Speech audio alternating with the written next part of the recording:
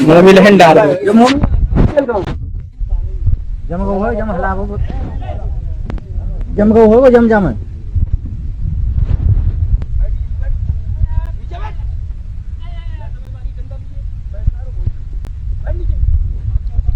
साथियों, जय भीम, जय भारत, जय संविधान। में बहुजन Dastak news and constitution channel से गौतम रत्ना।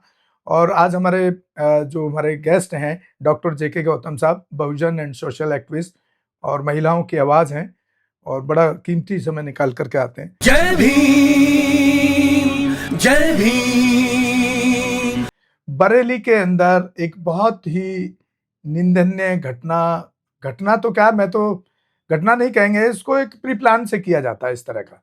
एक बहुजन समाज के एक युवा की मूछें काटी गई, भौंस पूरा ये आँख के ऊपर जो बाल रहते हैं वो काटे गए और उसके बाद उसको पूरे गांव में घुमाया गया, बेइज्जत की गई। और इसका नाम है पप्पू दिवाकर। तो बात करेंगे डॉक्टर साहब से। डॉक्टर साहब, ये इस तरह की घटनाएं, एक मतलब इसको हम ऐसे कहें जैसे कहा जाता है ना कि सोने के रेट आसमान छू रहे हैं। इस तरह की घटनाएं योगी और मोदी शासन में जहां जहां की सत्ता है आसमान छू रही हैं, चाहे वो बहन बेटियों के साथ हो, चाहे वो युवाओं के साथ हो। आपने मेरठ वाला कांड भी देखा अभी पीछे, किस तरह से ठाकुरों ने उस बच्ची के साथ किया। तो ये क्यों हो रही है और क्या इलाज क्या है इसका? देखिए, सबसे बड़ी बात है इसका इलाज क्या है। एक मुझे शेर याद आ रहा है जी, कि स्याही शूक नहीं पाती है अखबारों की और अगले दिन खबर आ जाती है दलितों पर अत्याचारों की। जी, ये देश का ये आलम हो गया, दुर्भाग्य है। सवाल ये है कि रायबरेली की जो घटना हुई वो घटना नहीं है, एक बहुत ही एक मतलब कृत्य, एक अपराध है।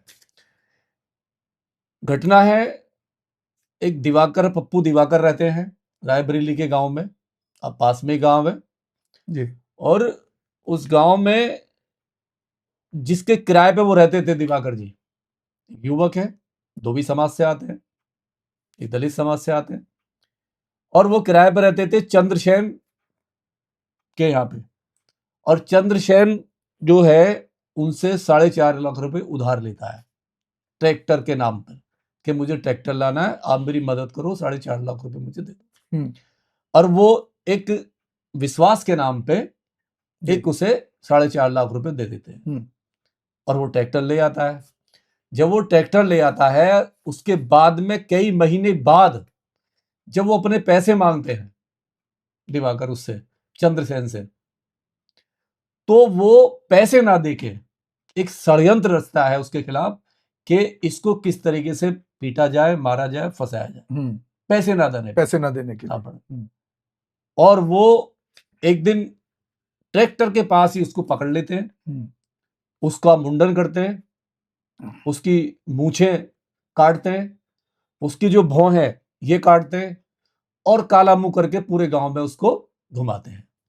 और सबसे बड़ी बात है, वो कपड़े जो पहने हुए हैं उसने भगवा एक धार्मिक कपड़े पहने हुए। एलिगेशन क्या लगाते हैं इसके लिए? एलिगेशन ये लगाते हैं कि जी ये जादू टोने का एलिगेशन लगाते हैं कि ये इसने बताया था कहीं पे धन निकला हुआ है, कहीं जमीन पे धन गड़ा हुआ है, वहां पे खोदोगे तो धन निकलेगा।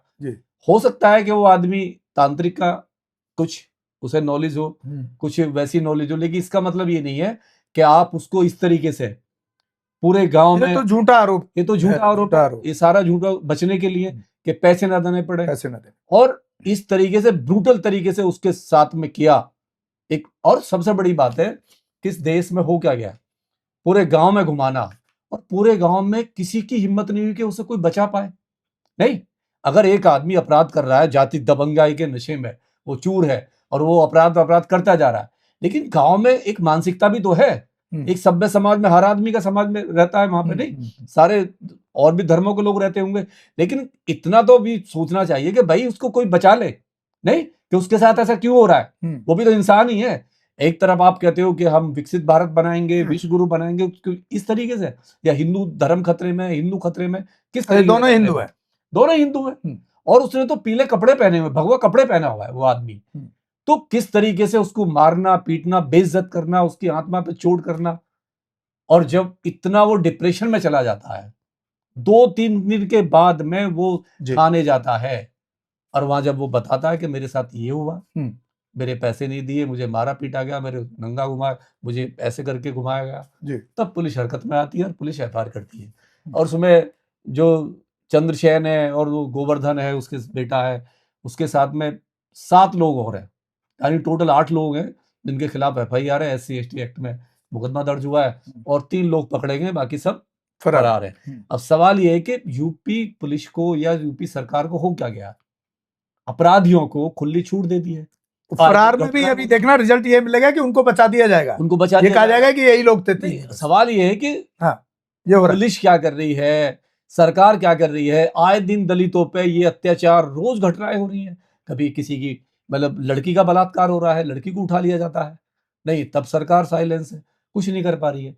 तो ये कब तक चलेगा। एक संभल का केस है अभी डॉक्टर साहब, मैंने कल भी दिखाया है, उसमें तो लड़की थाने में कोई कंप्लेंट करने जाती है और उसके बाद में उसके मार मतलब एब्यूज लैंग्वेज के साथ गालियां दी गई हैं, लड़की को इतना मारा कि लड़की हॉस्पिटलाइज है। हाँ, तो पुलिस का एक नंगा वो है ना, पुलिस काम ही नहीं ये कर काम पा वहाँ के रही है। आईओ और एसओएचओ की देखरेख में हुआ है। पुलिस काम ही नहीं कर पा रही है, सरकार ने ऊपर से छूट दे रखी है कि आप अगर छूट दे रखे, आदेश दे रखे हैं आदेश दे मुख्यमंत्री ने के डिपार्टमेंट से कि भाई जहां भी ये मिले यार इनको इस तरह से प्रताड़ित करो। तो ये ऐसा नहीं लगता क्या? अपील करते हैं प्रधानमंत्री से कि बहुत बड़ा दल दिखाए अपना, ये दलित है, सरकार बनाते भी है, सरकार गिराते भी है और सरकार आती जाती भी डॉक्टर साहब रहती है। एक सवाल और ले लेते हैं। अभी पीछे आपने देखा होगा, एक पीछे एक बड़ा एक वीडियो वायरल हुआ था एक मोटू से लड़के का, मोटे से का, और उसको आज वो करोड़ों में खिल रहा है। वो राधे राधे से शुरू की उसने कहानी और उसको सम्मानित किया सरकार द्वारा, सरकारी तंत्र द्वारा सम्मानित किया गया। और एक बच्चा है लखनऊ का जो बहुजन समाज से है, वो संघियों पर, आरएसएस पर, भाजपा पर और संवैधानिक दायरे के अंदर, और वो खास तौर से बहुजन महापुरुषों को पढ़ा है। वो बहुजन महापुरुषों के कोर्ट के साथ साथ जो सरकार की गलत नीतियां हैं, जो इस तरह के शोषण अत्याचार का जो प्रोपोगंडा जो रचा जा रहा है अंदर खाने, उस तक की बात को उठाता है, उसके खिलाफ एफआईआर हो जाती है। 4 घंटे उसको, मेरी बात 4 घंटे उसको थाने में बैठाया जाता है। नहीं, सवाल ये है कि सरकार सवालों से डरती है। सरकार इस देश में और उसको वहां उसको इनाम दे रही है। हाँ, तो ऐसा ना, सरकार जो है ना तर्क से डरती है, सवालों से डरती है। जब से सरकार बनी है 14 साल 10-12 साल तो होगी सरकार को, तो आज तक मोदी साहब ने, प्रधानमंत्री ने प्रेस कॉन्फ्रेंस क्यों नहीं की। इतने मन की बात करते तो हैं, मन की बात केवल करते हैं, सुनते नहीं है। वो एक साइड होती है, पर्दे के पीछे कोई नहीं होता है, खाली प्रधानमंत्री दोनों तरफ होते हैं, इधर भी उधर भी। सवाल ये है कि जिस प्रधानमंत्री ने आज तक प्रेस को जवाब ना दिया हो, प्रेस कॉन्फ्रेंस ना करी हो, नहीं दुनिया भर का दौरा कर लिया हो, सब कुछ कर लिया हो, नोटबंदी कर ली हो, तालेबंदी कर ली हो, ब्लैक मनी पे इतने सारे, नहीं आपके डॉलर, हमारा जो रुपया इतना नीचे जा रहा है उस पर कोई सवाल ना पूछ ले, इसलिए आज तक हमारे प्रधानमंत्री जी ने कोई प्रेस कॉन्फ्रेंस नहीं करी। और जब प्रधानमंत्री प्रेस से बचना शुरू हो जाए किसी भी देश का, तो वो सवाल कैसे बर्दाश्त करेंगे। नहीं, उसकी सरकार में बैठे वाले लोग सरकार सवाल बर्दाश्त ही नहीं कर पाएंगे। तर्क उनको पसंद नहीं आएगा कि कोई उनसे सवाल करे, क्योंकि उनके पास जवाब नहीं है। उस बच्चे के सवालों का सरकार के पास जवाब नहीं है। देश की जनता का, महिलाओं का, किसानों का, बेरोजगारों का, आदिवासियों का, दलितों का, महिलाओं का, इस प्रधानमंत्री के पास में, इस सरकार के पास में कोई जवाब नहीं है। जब जवाब नहीं है तो ये क्या करेंगे, सवाल करने वालों से को फंसाएंगे, उनको जेल में डालेंगे, जैसा होता आ रहा है। क्योंकि अगर जवाब होता तो देंगे, जवाब है ही नहीं, क्योंकि कुछ किया ही नहीं है। अच्छा, एक चीज और है डॉक्टर साहब, इस बच्चे का मैंने नोटिस किया, उसके अंदर किसी नेता के प्रति अंधभक्ति नहीं है। वो सवाल मायावती पे भी उठा रहा है। देखिए, वो चंद्रशेखर के ऊपर भी बात कर रहा है, वो अखिलेश पर भी बात कर रहा है। जो न्यूटन, ऐसा नहीं है कि वो किसी जो पर्टिकुलर की, वो किसी एक आरएसएस के खिलाफ वो बोल रहा है, ऐसा नहीं है। जो तर्कशील लोग होते हैं, जो तर्कशील है, जिसने अंबेडकर को पढ़ा, गांधी को पढ़ा, विवेकानंद को, जिसने काशीराम जी को पढ़ा, ज्योतिबा फुले को पढ़ा, रविदास, संत कबीरदास और महापुरुषों को पढ़ लिया, नहीं भगत सिंह को पढ़ लिया, तो वो जो एक मतलब किसी की भी पार्टी किसी संगठन से बंधा हुआ नहीं होता है। वो हर जगह सवाल करेगा, सब पे सवाल उठाएगा, सब पे सवाल उठाएगा, वो किसी को नहीं छोड़ेगा, क्योंकि वो उन चीजों को पढ़ के आया है जो ये नहीं सिखाते कि यहां मैनेज करना, यहां नहीं करना है। सवाल ये है कि उस बच्चे ने जो पढ़ा है उन महापुरुषों को पढ़ा है, उसने मतलब प्रेमचंद को भी मुंशी पढ़ा। प्रेमचंद को तो सवाल ये है कि जिस बच्चे ने ये सब पढ़ा है तो सवाल वो सारे करेगा। ओशो को भी पढ़ रहा है। ओशो को भी पढ़ा तो सवाल सारे करेगा। वो हमारी तरह, हम सरकार कोई भी हो जी। नहीं है, हम सब पे सवाल उठाते हैं। चलिए, बहुत बहुत शुक्रिया डॉक्टर साहब का। साथियों, इसी के साथ विदा लेते हैं। जय भीम, जय भारत, जय संविधान। आप हमारे ये एपिसोड दोनों channel Bahujan Dastak news and constitution पर ज़्यादा से ज़्यादा देखें, शेयर करें, सब्सक्राइब करें और हमारे Facebook, Twitter and Instagram page को भी फॉलो करें और चैनल को सहयोग भी करें। साथियों, आज आप देख रहे हैं आज कुछ बदला हुआ है। ये डिबेट हमारी स्टूडियो में बैठ के होती है और स्टूडियो का बिजली का बिल इतना ज़्यादा हो गया कि अब हमको अपने केबिन में बैठ के करना पड़ रहा है। एक प्रैक्टिकल सच्चाई है। अगर आप आर्थिक सहयोग करेंगे तो बड़ी मदद मिलेगी। वो बिजली का बिल अभी तक पेंडिंग है। जितना भी हो पाए उतना आप सहयोग कर सकते हैं चैनल को। धन्यवाद साथियों। हमारे चैनल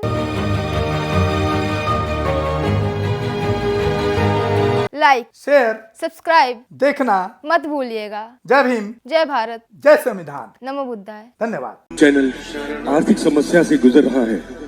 अगर आप बहुजन समाज में बाबा साहेब अम्बेडकर और तथागत बुद्ध की विचारधारा को अधिक से अधिक लोगों तक पहुंचाना चाहते हैं तो हमें आर्थिक सहयोग प्रदान करें, ताकि हम अपने चैनल के माध्यम से देश विदेश में समता, बंधुता, एकता और संवैधानिक अधिकारों को ज्यादा से ज्यादा लोगों तक पहुंचा सकें।